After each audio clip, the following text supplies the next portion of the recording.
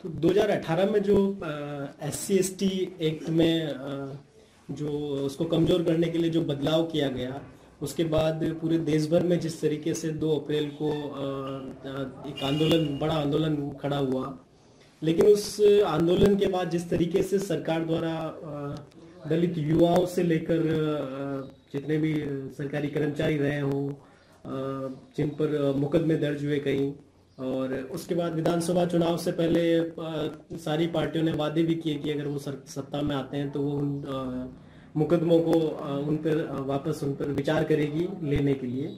लेकिन अब तक नई सरकार बन चुकी है, लेकिन अब तक उन मुकदमों पर कोई कार्रवाई हो नहीं पाई है। तो आप लोग उस बारे में क्या सोचते हैं? सबसे पहले तो मैं आपका आभार व्यक्त करूंगा, क्योंकि शून्यकाल के माध्यम से जो मेरी बात आप सरकार तक पहुंचाने की कोशिश कर रहे हैं, ये मेरे लिए बहुत बड़ी बात है।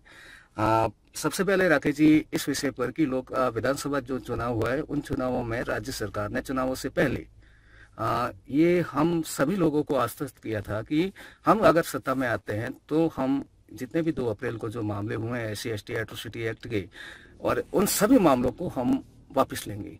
लेकिन चुनाव बीत जाने के बाद में भी हमारे कई प्रतिनिधिमंडल में मिले हैं, ठीक है, लेकिन उसके बावजूद भी अभी तक उसका कोई नाम नहीं लिया जा रहा है। और अभी जस्ट ही हमारे जालोर से भी यहाँ से 40-50 सदस्य एक टीम भी गई थी, मुख्यमंत्री जी से मिले भी है, लेकिन उसके संबंध में अभी तक केवल बातें ही बनाई जा रही है कि हम आपके सारे के सारे मुकदमे वापस ले लेंगे। लेकिन धरातल पे अगर देखा जाए तो ऐसा कोई भी काम नहीं हुआ है, और न ही सरकार की तरफ से हमें ऐसा रुख देखने को मिला है।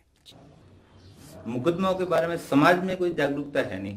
पहली बात तो ये, जो लोग 2 अप्रैल को मुकदमे के यहाँ आए थे और जिन लोगों के खिलाफ मुकदमे दर्ज हुए हैं, वो ही इस बात को भुगत रहे हैं। बाकी लोग इसमें आगे आ नहीं रहे हैं। या तो लोगों में डर हो गया पहले से, या वो संगठित नहीं हो रहे। जबकि सरकार द्वारा ये पहले हमें बताया गया था कि हमें जब भी हमारी सरकार बनेगी तो हम आकर मुकदमे अलग वापस ले लेंगे, तो नहीं ले रहे। तो आने वाले अब लोकसभा चुनाव से पहले हमें इसके बारे में जागरूक होना होगा और एक प्रकार से मूवमेंट बनाना पड़ेगा सरकार के खिलाफ, ताकि ये जो मुकदमे बने हैं उनको वापस ले सरकार, ताकि हमारे जो भाइयों के साथ में जो भी जुल्म हो रहे हैं वो या हुए हैं उनको सरकार खत्म करे और समाज में एक प्रकार से समानता लाए, ताकि जो ये 2 अप्रैल की घटना हुई थी उस प्रकार की जो घटनाएं और ना हो। क्योंकि 2 अप्रैल की घटना एक प्रकार से जो SC/ST समाज था वो एक प्रकार से जागरूक हो गया था और उन्होंने एक प्रकार से एकता दिखाई थी। यही बात राजनीतिक पार्टियों को अच्छी नहीं लगी है। सरकार ने लोकसभा चुनाव से पहले इन मुकदमों पर कार्रवाई नहीं की और वापस नहीं लिए, तो SC/ST संगठन है जो मिलकर इस आंदोलन करेंगे और सड़कों पर उतरेंगे।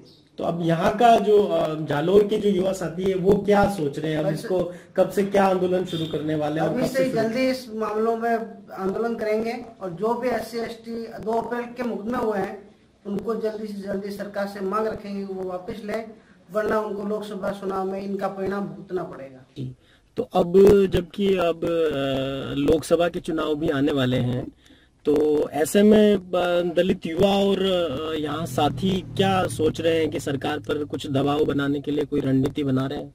जी देखिए, इस संबंध में जहां तक कांग्रेस और बीजेपी का हम आंकलन करें तो बीजेपी, जैसे आपने स्वयं ने भी देखा होगा कि बीजेपी के शासन में हम पर अनगिनत अत्याचार भी हुए, अनगिनत मामले भी दर्ज किए गए 2 अप्रैल को लेकर, और बीजेपी ने जितनी कमर तोड़नी थी हम लोगों की तोड़ दी। लेकिन अब कांग्रेस, जिसको हम अपना जो दलित वर्ग है वो अपना हितैषी मानती है, कांग्रेस में अगर थोड़ी सी भी बची है तो कांग्रेस लोकसभा चुनाव से पहले ये तय करे कि हमें लोकसभा चुनाव से पहले ये सारे के सारे मुकदमे वापस लेने हैं। मैं कॉलेज में प्रवीण लुक्कड़ हूँ, कॉलेज में छात्र प्रतिनिधित्व करता हूँ। ये विधानसभा जो चुनाव हुए थे 3 राज्यों में, चुनाव से पहले सरकार ने वादे किए थे कि जैसे ही हम सत्ता में आएंगे तो 2 अप्रैल के जितने भी मुकदमे हैं वो वापस लिए जाएंगे। सत्ता में 3 राज्यों में आ गए, राजस्थान में आ गए, छत्तीसगढ़ में आ गए और मध्य प्रदेश में आ गए। इसके बाद में जैसा देखा जाए लोकसभा चुनाव है, लेकिन उन मुद्दों पे केवल बात हो रही है, ना वापस लिए और औपचारिक घोषणा भी नहीं हुई है। जैसा कि कमलनाथ जी ने एक बार ट्वीट भी किया है कि वापस लेंगे, लेकिन अभी तक औपचारिक घोषणा नहीं हुई है। तो हम जालोर सिरोही से युवाओं से अपील करते हैं कि आने वाले लोकसभा चुनाव से पहले सरकार पर दबाव बनाएंगे और जो 2 अप्रैल आ रहा है उससे पहले ही ये सरकार मुकदमे वापस ले। जी, आप सबका बहुत बहुत शुक्रिया।